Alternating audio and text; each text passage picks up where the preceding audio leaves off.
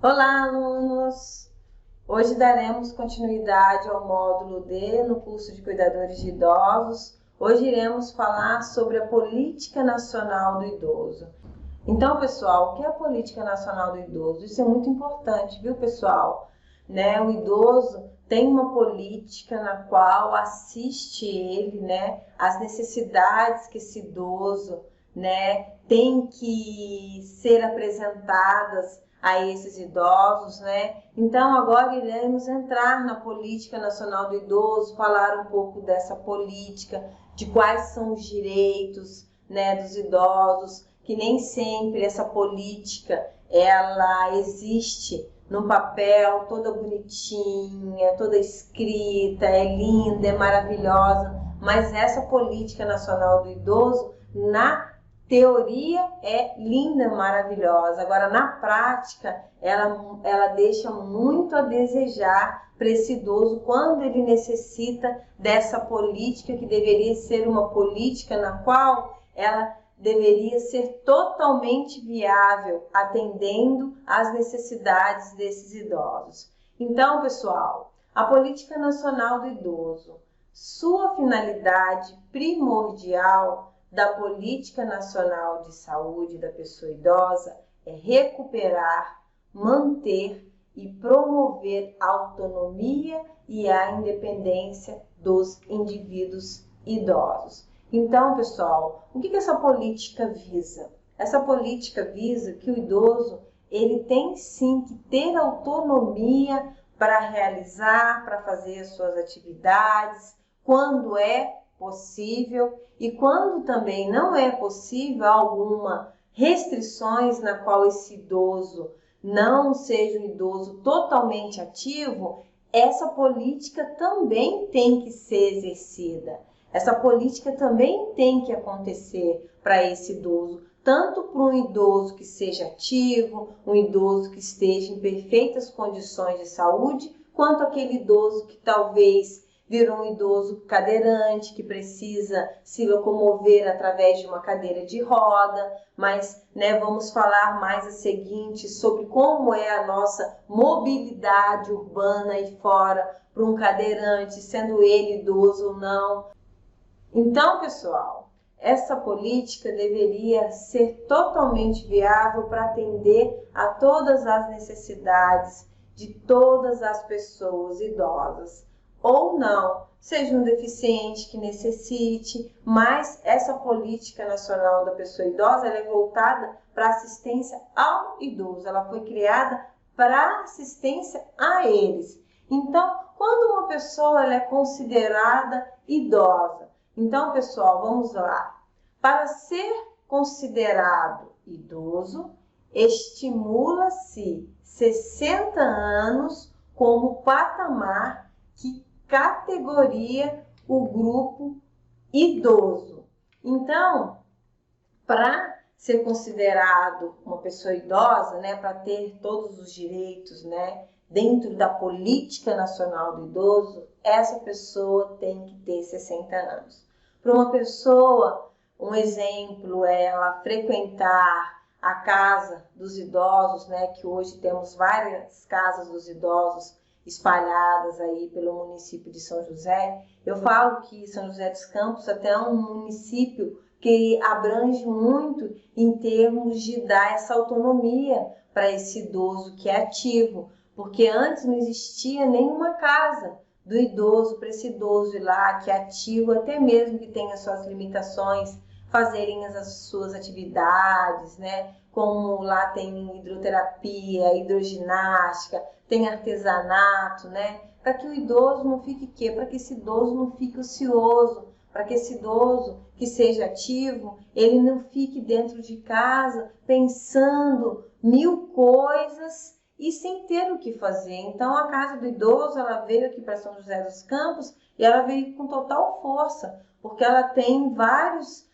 bairros espalhados aí. Eu já fiz projetos dentro dessa Casa do Idoso. É uma casa na qual realmente eles fazem as coisas, eles levam o idoso a sério, eles têm as atividades. o idoso tem que ter uma frequência, né, nessas atividades, porque se esse idoso deixar de frequentar a atividade, ele tem que dar lugar para outro idoso que queira. Então, pessoal, é algo bem certo, né? Algo bem dinâmico. Essa casa do idoso, agora ela também, né, abriu lá no Novo Horizonte, ela abriga idosos, que ela virou um centro-dia, tanto a do Novo Horizonte quanto aqui do centro de São José dos Campos, onde o quê? Os idosos que são dependentes, né? Os idosos que têm alguma mobilidade física prejudicada, até mesmo os idosos que são acamados.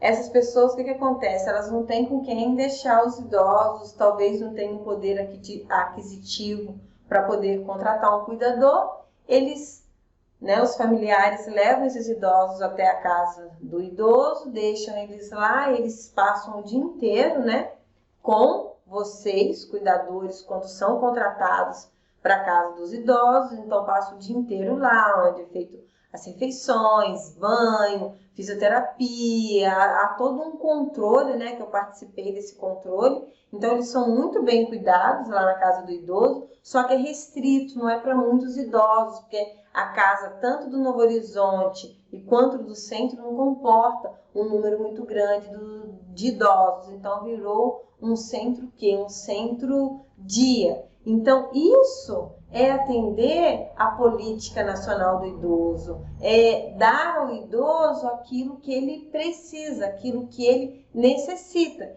que no caso virou as duas casas do centro-dia, que é algo que não existia. Porque só os idosos que são ativos, eles podem ir e voltar de ônibus, e os idosos que precisam, as famílias que não têm condição de pagar, né, profissionais da área da saúde para poder ficar com esses idosos e precisam trabalhar, vão lá e é um direito deles, consegue a vaga, que a vaga não é fácil de conseguir, mas consegue, esses idosos passam a fazer, né, o uso da casa, que a gente chama de centro-dia, né, o idoso passa o dia, é mais ou menos como se fosse uma creche do idoso. O idoso vai lá, faz as atividades, ele é dependente e depois, né, na hora que os familiares saem do serviço, eles pegam esse idoso e levam eles para casa, bem melhor, porque esses idosos também que ainda têm, né, a sua mobilidade física prejudicada, mas ainda tem uma certa, né,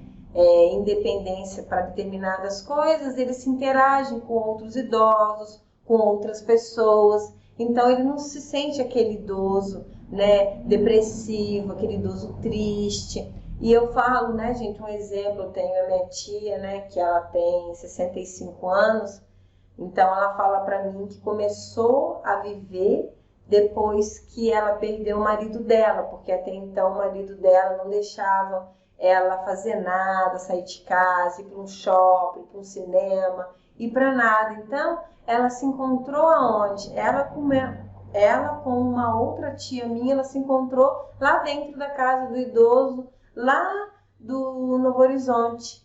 Ela, nossa, agora nessa quarentena, ela tá até um pouco ociosa, porque ela não tá, né, indo para as atividades onde eles fazem baile, fazem danças. Então, isso é atender a política nacional do idoso, mas isso ainda é muito pouco para um idoso ainda. Deveria existir mais creches relacionadas para o cuidado do idoso.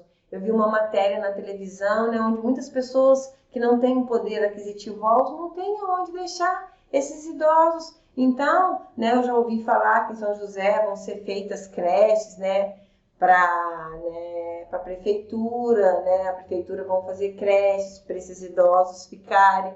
Então, isso seria viável, porque muitas pessoas, essa filha, ela deixou de trabalhar porque ela precisa cuidar da mãe, e se ela for pagar um profissional, né, que seriam vocês, no caso, cuidadores de idosos, seria muito caro para ela e não compensaria. Então, ela vive com a pouca aposentadoria que a mãe recebe, que a mãe ganha, mas ela, né, ainda citou, nossa, se essa creche do idoso existir para mim, eu vou deixar minha mãe, ela vai ficar lá, eu vou, né, ter minha vida, eu vou poder trabalhar, vou poder cuidar melhor das coisas. Então, ainda falta muito para a gente atingir uma política nacional do idoso certa, adequada. Aqui em São José, né, em termos de casas de idosos ainda, né, é um termo ainda que está lá no nível intermediário. Mas, pessoal, ainda falta muito. Por quê? Um idoso, ele precisa também de quê? Se esse idoso não tem família, ou se essa família abandona esses idosos, para onde esses idosos irão? Esses idosos irão para onde? Para instituições de longa permanência. E as instituições de longa permanência, que se dizem filantrópicas e que são filantrópicas, elas também arrecadam o quê? A aposentadoria desse idoso para poder manter esse idoso lá nesse asilo. Mas e quando esse idoso não tem nenhum meio, não tem nenhum recurso, é um idoso que não tem uma aposentadoria? Aqui existe em São José, lá em Santana. Eles vão lá para Santana, as moradoras de ruas que viram idosos, as prostitutas, né? Mas ainda assim, sabe, há uma decadência muito grande, uma defasagem no cuidado, porque eu fui lá. Então, precisa ser melhorada essa política nacional do idoso para atender o idoso da maneira que ele precisa e da maneira que ele necessita. Então, aí agora, pessoal, coloquei uma fotinha de um idoso feliz, né? Essa fotinha que eu estou mostrando aí de uma imagem de um senhor e de uma senhora. Então, vocês imaginam, né?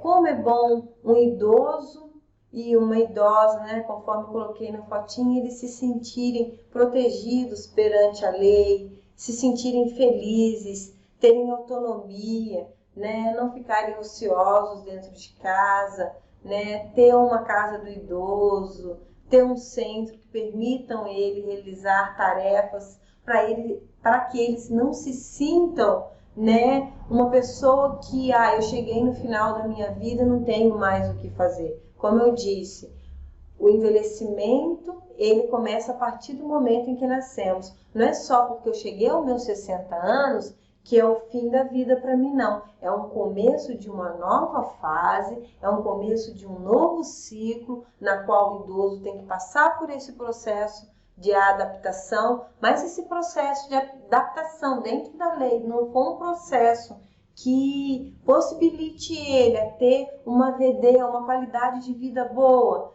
Como que esse idoso vai se sentir? Ele não vai ser amparado pela lei. Ele vai precisar ter autonomia para realizar as suas atividades, como um exemplo, pegar um ônibus e ele não vai conseguir. Devido ao quê? Devido que o ônibus tem escada, uma hipótese, um exemplo, esse idoso tem a mobilidade física dele prejudicada. Eu vou falar para vocês mais adiante.